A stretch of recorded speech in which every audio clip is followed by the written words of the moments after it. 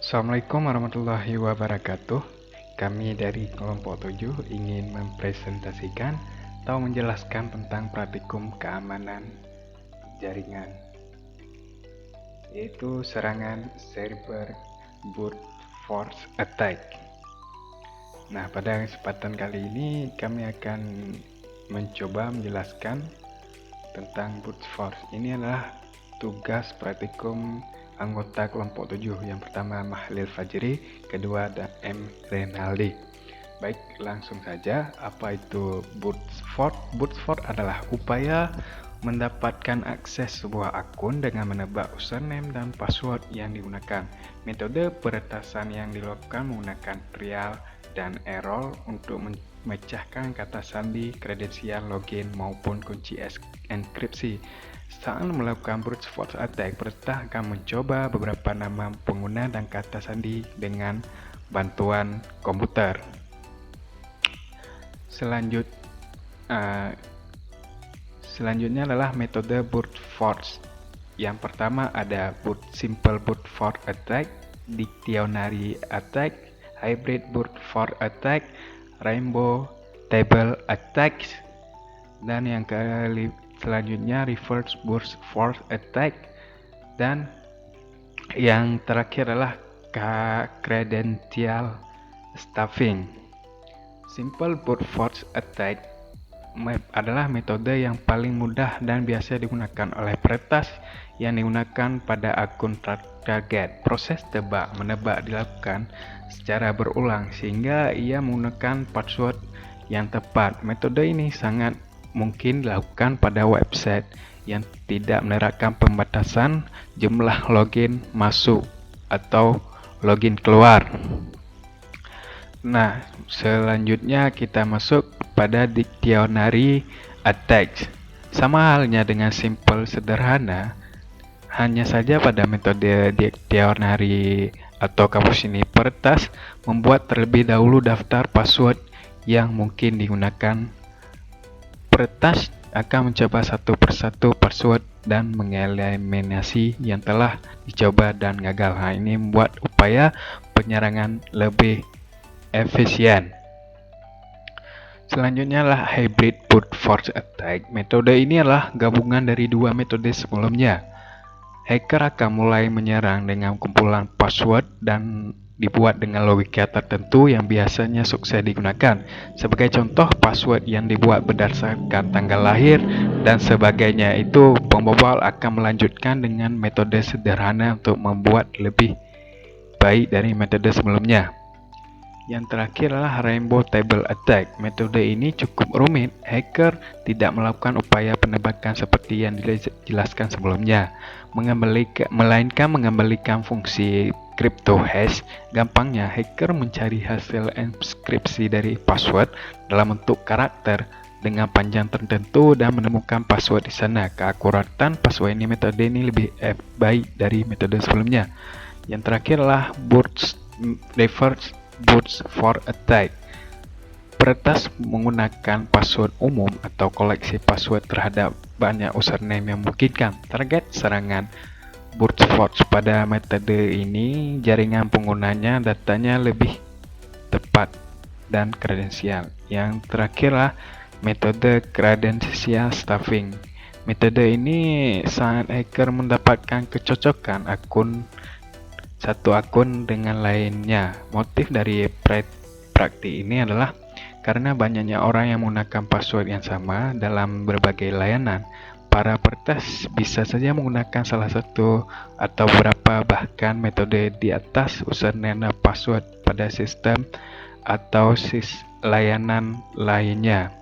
Cara pencegahannya adalah dengan buat password yang rumit atau sulit ditebak. Batasi login website Anda, gunakan CAPTCHA. Mengganti URL login pada website, menggunakan two-factor authentication. Nah, berikut adalah upaya yang bisa dilakukan. Selanjutnya, tool aplikasi yang digunakan.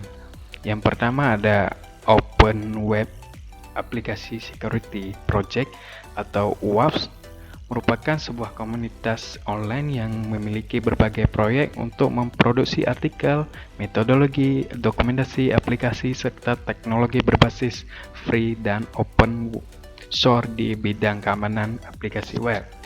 Yang kedua, kita juga menggunakan DVWA atau DAM Vulnerable Web Application. Ini merupakan sebuah website yang sudah dirancang sedemikian rupa sehingga memiliki banyak celah keamanan untuk dieksplor, seperti antaranya SQL injection, brute force, CSRF, dan SS dan lainnya. Yang terakhirlah XAMPP. XAMPP ini adalah perangkat lunak berbasis web server yang bersifat open source serta dapat mendukung berbagai sistem operasi seperti Linux, OS Windows, Mac OS, dan Solaris. Berikut ini adalah beberapa tool yang kita gunakan untuk mendemokan brute force pada keamanan jaringan cyber security ini. Selanjutnya adalah kita proses mendemokan brute force menggunakan Windows. Nah, yang pertama kita buka dulu examnya untuk mengaktifkan Apache. Nah, sudah, kita close. Selanjutnya kita masuk ke halaman DVWA di browser. Ketik username adalah admin, passwordnya password, terus login. Nah, ini adalah halaman utama dari aplikasi DVWA. Di sini kita masuk pada menu brute force. Nah, ini brute force ini halaman login utamanya. Nah, sebelumnya kita masuk juga pada security, kita set medium dan submit. Nah, selanjutnya setelah itu coba kita masuk ke dalam app.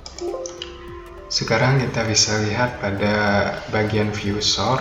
Ini fungsinya untuk mengetahui sisi dari back-end dari aplikasi DVWA ini. Di sini bisa kita lihat teman-teman, adanya sanitasi filterisasi yang berfungsi terhadap username dan password yang diinput.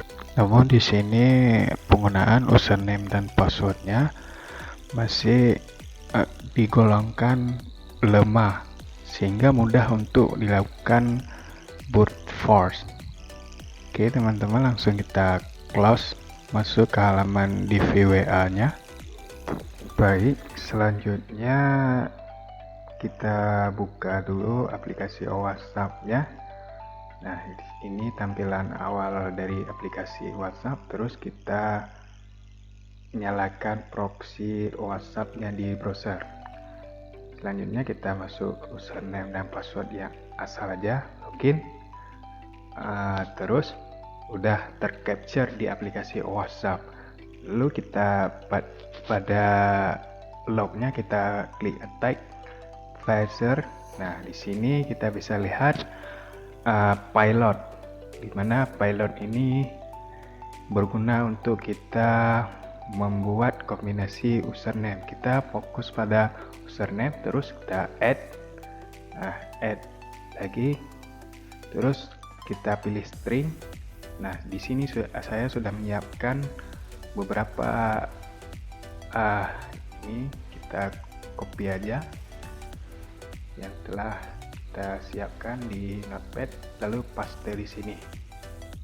Nah, selanjutnya kita add dan oke. Nah, sekarang kita masuk highlight pada passwordnya. Di sini kita klik add lagi, langsung di sini kita pilih string, jangan lupa masukkan username kombinasi yang sudah kita buat, lalu paste di sini. Klik. Nah, semuanya udah kita paste. Kita klik add. Kita tinggal oke. Nah, sekarang kita mulai start. Nah, di sini udah kelihatan responnya dari aplikasi ini. Kita tunggu satu persatu sampai semuanya selesai. Pada tahap ini kita udah berhasil. Nah, di sini udah 120 kode. Nah, di sini yang perlu kita lihat ini adalah kita harus melihat respon dari kode. Di sini terlihat beda sendiri dari yang lain. Di ujungnya ada username dan passwordnya. Sudah berhasil. Sekarang kita masuk ke login. Coba kita login dan berhasil. Mungkin sekian penjelasannya. Terima kasih. Assalamualaikum warahmatullahi wabarakatuh.